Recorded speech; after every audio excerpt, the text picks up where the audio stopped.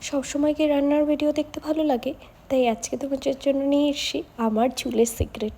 আমার চুল কীভাবে এত সুন্দর, এমন যে দেখছো হালকা গ্লেজ আর চুলটা ফ্রিজ ফ্রি, আর এই যে এত চুলের সুন্দর গ্রোথ কিভাবে হয়েছে সেটারই সিক্রেট শেয়ার করব। আর ওটা সিক্রেট হচ্ছে এই একখানা পাতা অ্যালোভেরা। এটার গুণ যে কত সেটা তো আর বলেই লাভ নেই। এটা চুলের জন্য, ত্বকের জন্য, আমাদের শরীরের জন্য কত কত উপকারী।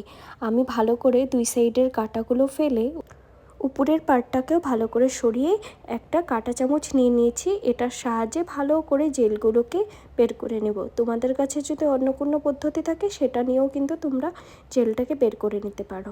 আর এই যে দেখো আমার অ্যালোভেরার জেল রেডি। এবারে এখানে মিক্স করব। তোমরা যেই শ্যাম্পু ইউজ করো, আমি পিলগ্রিমের শ্যাম্পুটা ইউজ করি, এটারই কিছু ড্রপ যতটুকু আমার দরকার ওই হিসেবে দিয়ে দেবো। তোমাদের নিজের চুলের লেন্থ অনুযায়ী তোমরা কিন্তু শ্যাম্পুটা ইউজ করবে। আর শ্যাম্পুটা ভালো করে দিয়ে ওখানে দিয়ে দেব একটু পরিমাণ মতন হালকা জল। আমি যেহেতু মাথা ভর্তি আগের দিন তেল লাগিয়ে দিয়েছিলাম, তাই আমি এখানে আর তেল ইউজ করছি না। তোমরা একটু হালকা নারকেল তেল ইউজ করতে পারো, সেটা কিন্তু ভালোই হয়। তেল চিটচিটে হবে না সেটা ভাবার দরকার নেই। তারপর ভালো করে মিক্সচারটাকে ভালো করে চামচ একটা সাহায্যে গুলিয়ে নিতে হবে। আর এইবার হলো চুলটার মধ্যে লাগানোর পালা।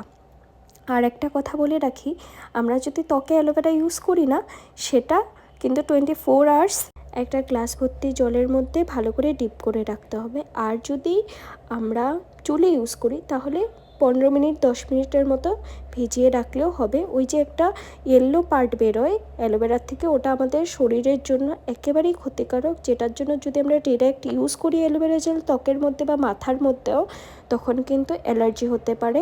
আর এই গ্রিন পার্টটা অবশ্যই ফেলে দিতে হবে। এটাও কিন্তু একসাথে পেস্ট করা যাবে না, শুধু জেলটাই আমাদের চুলের জন্য, ত্বকের জন্য ইউজফুল আর হার্ম ফ্রি। আর ভালো করে তারপরে আমি এই যে মিক্সচারটা রেডি করেছি সারা মাথায় আমি লাগিয়ে নিয়েছি। আর সাথে সাথে হালকা হালকা একটু ম্যাসাজও দিয়েছি। চুলের গোড়ার থেকে শুরু করে চুলের টিপস অবধি ভালো করে লাগাতে হবে। এই যে পেস্টটা দেখছো, এটা কিন্তু 1-2 দিনের লাগানো পেস্ট আমার না, এটা আমি অনেক বছর ধরে ইউজ করছি, প্রায় 3 বছরের মতন হবে।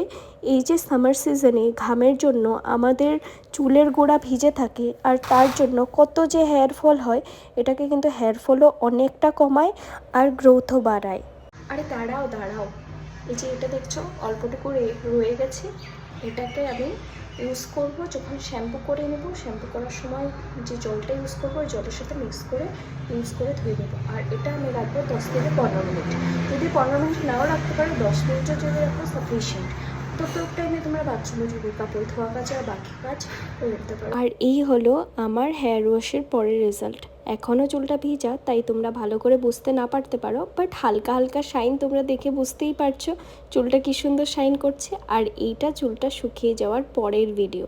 দেখো চুলটার মধ্যে কি সুন্দর শাইন আসে, আর চুলটা টোটালি ফ্রিজ ফ্রি, চুলটা অনেক সিল্কি হয়ে আছে। আর এই যে তোমরা আমার চুলের সাইডের গ্রোথ দেখতেই পারছো। আমার কিন্তু মাথায় ছোট ছোট চুল, মানে বেবি হেয়ার্স দিয়ে ভরা, আর চুলের গ্রোথ কি বলবো, নিজেরই মুখ না লাগুক, থু থু থু। তোমরাও যদি এমন যদি চুল বানাতে চাও অবশ্যই অ্যালোভেরাকে সঙ্গে করে নিও। আর চুল অনেকটা বেশি স্ট্রংও হয়ে যায়, চুলের লেন্থও বাড়ে, প্লাস চুল ঘনও হয়। আর সামার সিজনে যতই তোমার চুল পড়ুক না কেন, তোমাকে কিন্তু ওই গাঞ্জি চুড়েল টাইপের লাগবে না। চুলের হেয়ার ফলও কমাবে, চুল সিল্কি ফ্রিজ ফ্রিও করবে, আর চুলটাকে স্মুথও করবে, প্লাস শাইনও আসবে। সো ভিডিওটা ভালো লাগলে লাইক করো, শেয়ার করো, আর ইউজ করতে ভুলো না। টাটা।